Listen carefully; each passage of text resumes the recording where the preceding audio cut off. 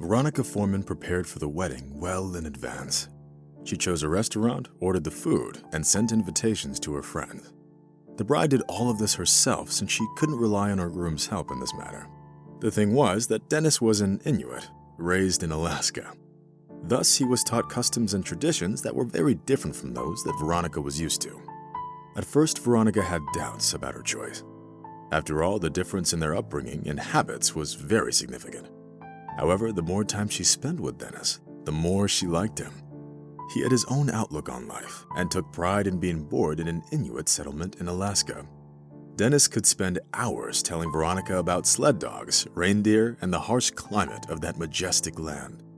Veronica had never been to Alaska herself, and all of her knowledge came from books and other open sources of information. Overall, the woman didn't see anything objectionable in their differences, but her parents were deeply concerned about their daughter's future. "Ani, don't you get it? You're just too different." Dennis grew up in harsh conditions, sleeping under the open sky or in huts made of reindeer skins, and you're a pampered Colorado woman, her mother, Emma Forman, would say. "Mom, but Dennis isn't like that. He graduated from college and got a degree in veterinary medicine," Veronica would argue. While the young woman eagerly awaited her wedding day, her parents were equally terrified by its rapid approach. They were especially wary of the upcoming arrival of Dennis's parents, who strictly adhered to the traditions of their people. "What are we going to talk about? Reindeer or the harsh winters of Alaska? We're so different." Emma discussed it with her spouse, Richard. "Don't worry, we'll figure it out. I think it won't be as bad as it seems," Richard responded. Nevertheless, the wedding day approached inexorably, causing Veronica's parents feelings of anxiety and fear. It was only the bride who felt more or less comfortable with everything that was going on. The celebration was planned out meticulously. The head chef, along with the team, prepared excellent food, and a luxurious hotel room was booked for the newlyweds' wedding night. I doubt that this man has ever even seen anything like this. He's probably used to sleeping on some animal skins, and there's such luxury here, Emma Forman muttered. Of course, she didn't say any of it loud enough for anyone to hear. She didn't want to upset her daughter, who was already feeling rather nervous. And it wasn't like she would cancel the wedding anyway. The invitations had been sent out already, and the people might not take kindly to the cancellation. And some of the guests were of high social standing, so canceling on them would be a huge problem. Thus, the wedding had to happen no matter what. The most interesting part was that only Dennis and his parents managed to remain calm. Everyone else was visibly anxious. Fortunately, the official ceremony went smoothly. Dennis proved to be a lovely groom and even abandoned his customary national attire for the sake of his bride. Instead, he wore a suit with a silk shirt, polished shoes, and a bow tie. Seeing the groom in such attire made Veronica's parents relax visibly. They believed that it was exactly what their daughter's partner should have looked like. However, when they saw Dennis's parents, they felt uneasy. They were dressed in plain clothes as if they had come to a grocery store rather than a wedding. Well, look at this. Couldn't they have dressed up for the occasion? Or at least rented some clothes? What's this turning into? The guests are dressed much better than the groom's parents, Emma Forman grumbled. Richard nodded sympathetically, agreeing with his wife's point. Imagine the surprise of the guests when, in the midst of the celebration, Dennis decided to sing a few traditional songs of his people. Unfortunately, none of the attendees appreciated his singing. Furthermore, the song's lyrics were unfamiliar to the ears of the most of the guests, making them sound mournful and melancholic. "It sounds like a dog howling," Emma grimaced.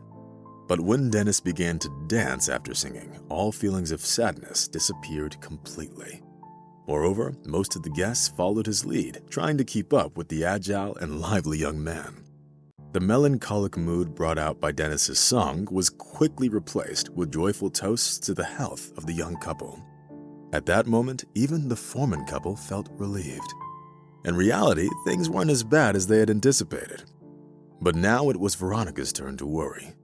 The thing was that the traditional wedding night of the Inuit people was different from what was customary in Veronica's circles. After the wedding, the bride was expected to wear a dress and a fur costume and cover her face with ocher paint to follow ancestral traditions. Upon learning of this, Veronica shook her head in disagreement. No, I won't do that. I'm not an Inuit, after all. You can dress however you want, but I'm not taking part in this. Dennis pursed his lips in resentment. It was evident from his expression that he didn't expect such an answer and was caught off guard. Uncertain of how to proceed, he stood in the middle of the hall.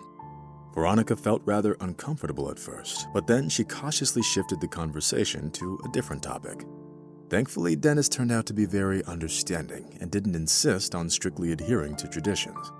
Despite the lingering feeling of unease the following day, there was no open conflict between the newlyweds. However, before they could even sit down to eat, Dennis's parents arrived as guests, carrying plastic containers with fresh venison and dried fish. Theoretically, Veronica could use the meat to cook steaks, but she had no idea what to do with the fish. No, darling, I'll just have a cup of coffee. We could cook the meat later, the woman said with a smile. But it must be cooked over an open fire. No electric stoves or other modern appliances, Dennis's mother added. Her name was so difficult to pronounce that she asked everyone to call her Anna for convenience. At the mention of cooking over an open fire, Veronica visibly tensed up, but quickly instructed herself to let it slide and simply disregard Anna's comment. Frankly speaking, she disliked outdoor cooking, although she did like barbecues and steaks. Nevertheless, she did end up having to cook venison. Fortunately, there turned out to be nothing terrible about it. The meat was quite delicious, and the guests praised the culinary skills of the young hostess. At Veronica's request, Emma and Richard refrained from asking Dennis awkward questions about his plans for the future. Veronica understood that her husband needed time to adapt to his new life. A month flew by, and then a second one. The relationship between the spouses remained good until Dennis decided to return to Alaska. What about me? Am I supposed to follow you? What about our home and my job? The woman exclaimed in surprise. Dennis shrugged in bewilderment. In the Inuit culture, decisions were made by the husband, and the wife wasn't supposed to challenge his opinion. But this isn't Alaska, and we don't live in a village. Don't you get it? We don't cook meat over a fire, and we don't wear fur costumes here, Veronica protested. No matter how much she tried to persuade Dennis to stay, he left anyway.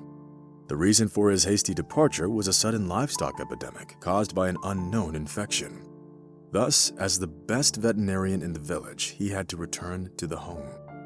Veronica struggled with her husband's departure, but eventually came to terms with it. Besides, she could follow him at any moment if she really wanted to. However, she chose not to do it, as she wasn't ready to live in huts made of reindeer skins and sleep by the fire. Emma and Richard supported their daughter's decision, understanding that she couldn't live in the harsh Alaskan climate. Moreover, she believed that the temporary separation could benefit the newlyweds. They could fall in love more deeply, or perhaps the opposite would happen. Only time would tell. Dennis was absent for about a month before Veronica received distressing news.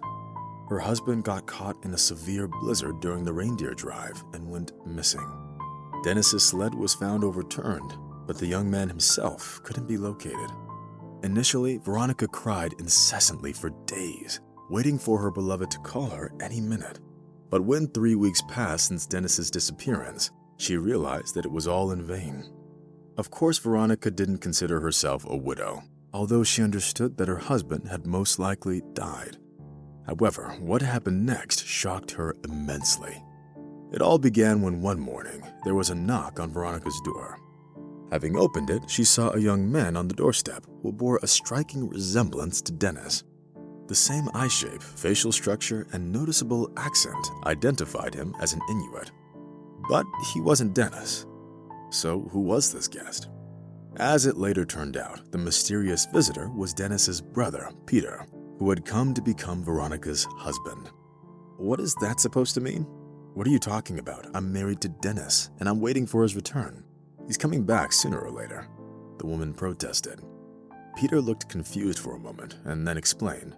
Perhaps Dennis didn't tell you about our customs?